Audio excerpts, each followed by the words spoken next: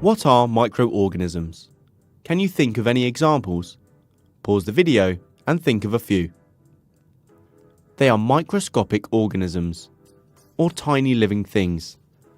Microorganisms can cause diseases, but in this video we're going to learn about how they are useful to us, specifically in making alcohol. Groups of microorganisms include prokaryotes, fungi, and protoctisters.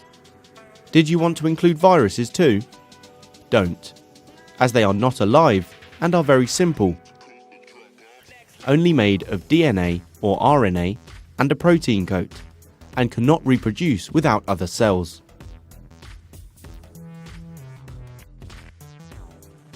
This video is going to focus on the kingdom fungi. These organisms can be multicellular or unicellular.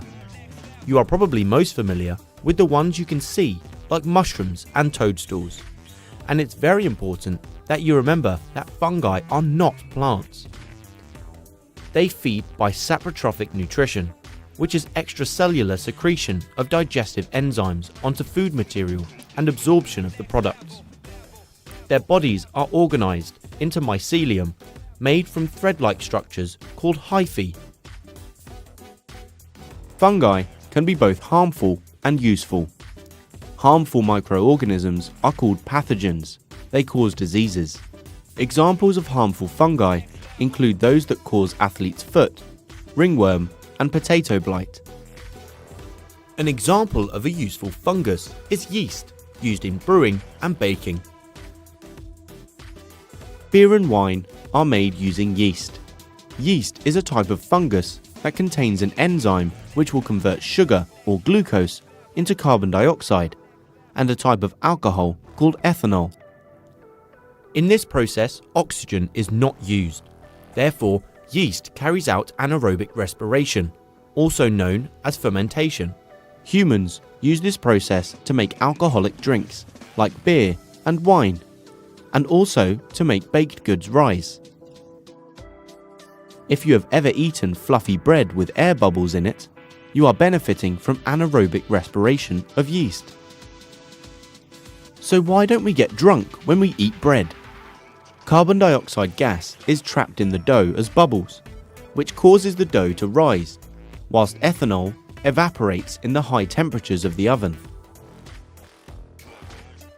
Alcoholic drinks have been made by humans for thousands of years.